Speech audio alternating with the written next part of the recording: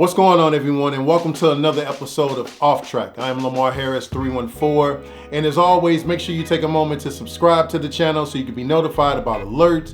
Make sure that you also follow me on social media at Lamar Harris 314, and if you get a chance, stop by my website, thelamarharris.com.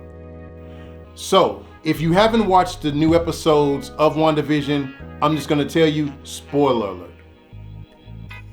There's so much to get to. Let's just jump right in. The episode 1 starts off with this whole kind of like Bewitched type scene with them driving through Westview. It kind of is reminiscent of that Bewitched, I Love You, Lucy type format. And we go into some scenes where Wanda is using her chaos magic a little bit to do some stuff in the kitchen. And to me, it seems like she's a little bit timid with using it. Like she's just figuring out like, oh, I can do this. Oh, I can move the dishes. Oh, I can actually throw one at my husband's hard head. Which is a kind of a quiet reference to with saying that Vision's head is indestructible.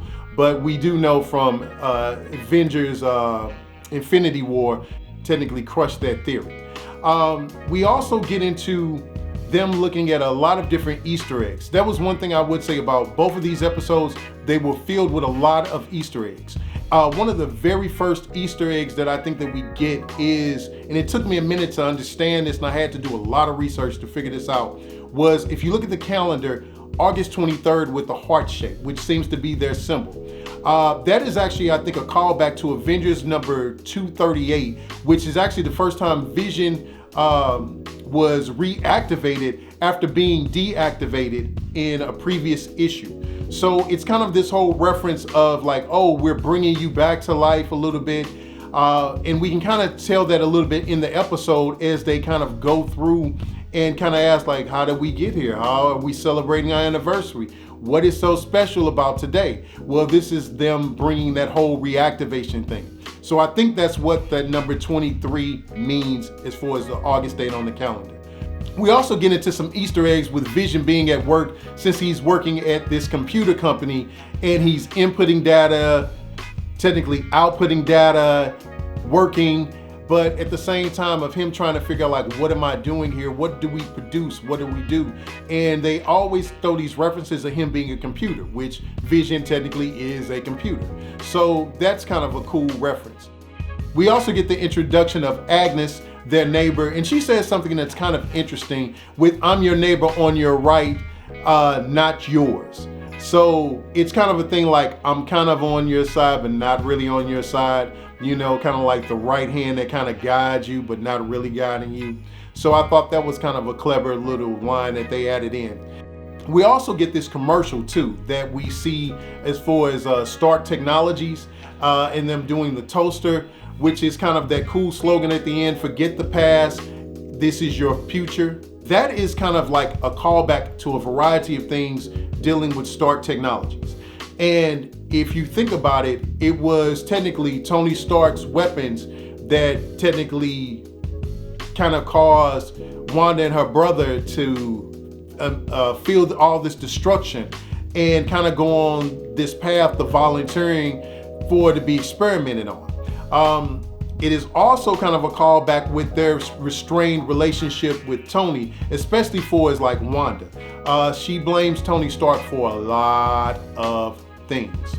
One of the other things that they kind of did was the whole Sokovia greeting. If you notice when Wanda actually like does her magic, especially in the Age of Ultron, she would go by people's heads and she would just do this whole like thing with her hands. And now you get her doing this blinding everybody, which is kind of like a reference of I'm blinding people to the fact of reality, which I thought was kind of cool. But it's still kind of that whole working that chaos magic and her powers at work, which I thought was kind of clever with them referencing back to the whole Sokovia thing and everything that happened during that time. We also get the whole dinner scene, which I thought was another cool kind of like big plot and turning point where you start hearing Mrs. Hart and Mr. Hart, who have actually been in a number of different sitcoms over the years, which I thought was cool using those two people to definitely do that. When Mrs. Hart starts saying, my head is spinning and my head is spinning, That's again goes back to Wanda working her magic and stuff coming unraveled. And you hear Mr. Hart start asking these questions. Well, tell us. And he used the word damn it. And that kind of alarms Wanda. And all of a sudden he starts choking. Then you get the clever like panning in or zooming in of the camera where she's saying like, stop it. Kind of trying to get Wanda to stop all of this that she's doing. But she finally then says, okay, Vision saves him. I thought that was also a clever way to also show that something is wrong and amiss with reality. The other biggest thing that we had in that episode was at the end when they start talking and they get the rings and they click the remote and zoom out. And then off you have all of the, it looks like the agent of sword, because we do see a lot of sword symbols, and also some cool product placement for the Rodecaster Pro, which was also spotted in the episode. So shout out to Rode for that product placement. And they're like, oh, something is going on with the communication, and they're monitoring. If you're not familiar with Sword technically appeared at the end of Spider-Man, where you actually have Nick Fury on this spaceship where he's actually like, telling people back to work. Sword's job is to technically monitor alien threats or different things that threaten the world. So they're kind of like the replacement for SHIELD, but I felt that was a very cool reference for Sword. That was all of the Easter eggs that I spotted for episode 1. If you saw any more, definitely leave some comments below.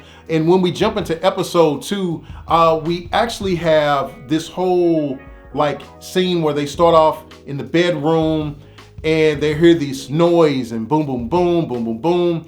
I honestly believe that is actually like a prequel for another scene where Wanda goes outside and sees this helicopter.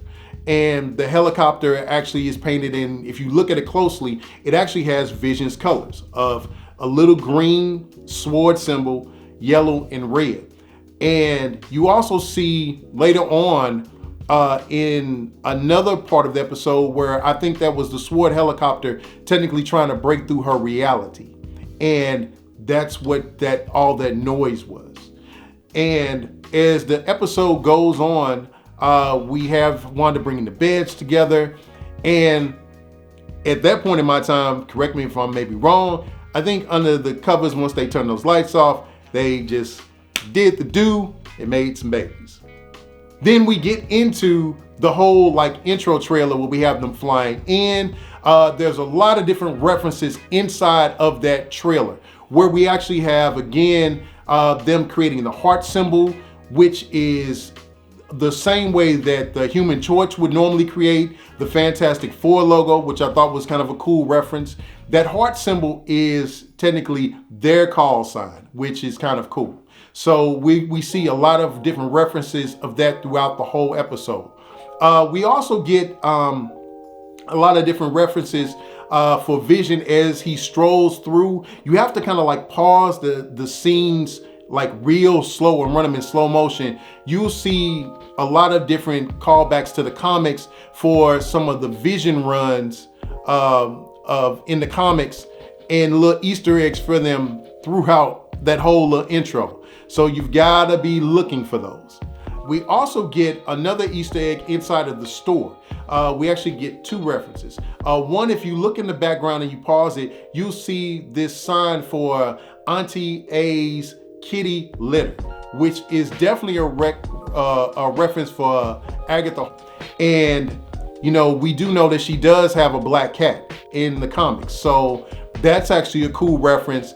And you also get another Easter egg for Monica Rambeau, who's in the store shopping, who actually appears in the episode, but it's kind of like, what am I doing here? And she's just kind of confused, like, what's happening? So I thought that was kind of cool and kind of clever also.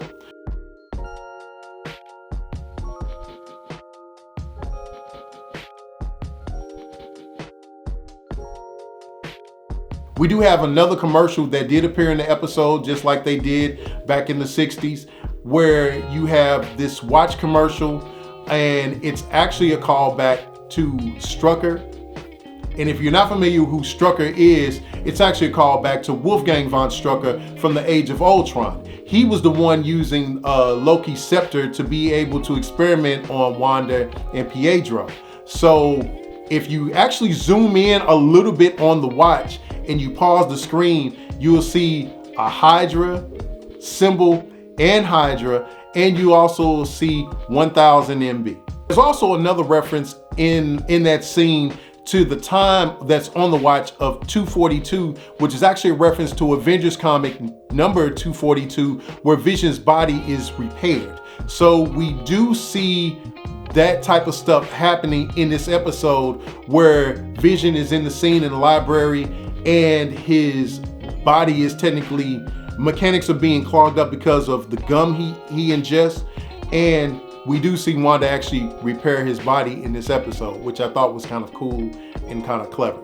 Another good scene was that I thought was at the end of the magic show, and Monica Rambeau's saying, first I'm not here, then I'm in a dark space, then I'm not, what's going on, and how'd you do that? You know, Vision says, you know, good magicians never reveals their secret, and you know, it leaves that for the assistant. And Wanda responds, well, I'm not telling. And Monica says, something told me that you wouldn't.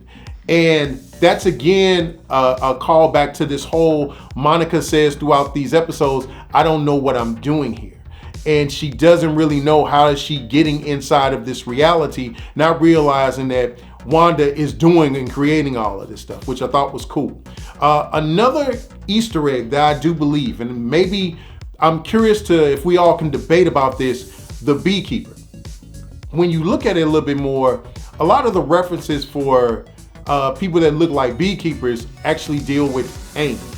And we know AIM is inside of the Marvel Cinematic Universe thanks to Iron Man 3 when they first made their appearance and were referenced. So, you know, we never know, maybe that is a setup for some other AIM stuff that is going on. Another scene that I think was kind of cool that may have went under the radar was when Dottie was talking about this is for the children and the kids. And I think that's kind of a setup for this whole reality, which ties into the creation of Wanda's kids. And we do know that from the end of the episode that she is now pregnant. So I think there is a lot of foreshadowing for characters like Mephisto.